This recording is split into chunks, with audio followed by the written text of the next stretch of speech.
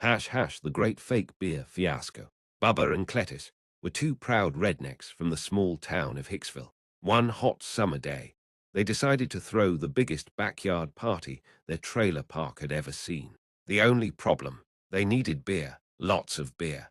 They heard about a guy named Slick Rick who was selling the best beer in town out of the back of his rusty pickup. It's cheaper than the store, and it's fresh.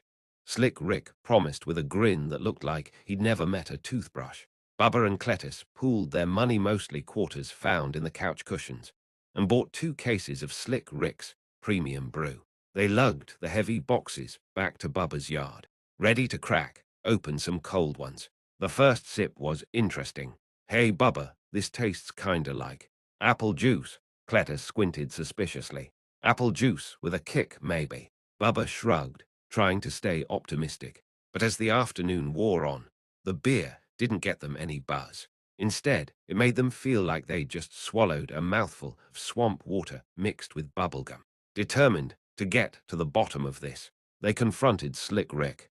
"Hey, Slick, this ain't beer. This tastes like you bottled up the creek and called it brew." Slick Rick just laughed and said, "Well, boys, you got what you paid for. Ain't nobody gonna scam 2 rednecks who can't even read the fine print on a box."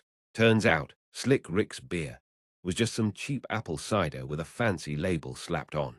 Bubba and Cletus learned 2 things that day.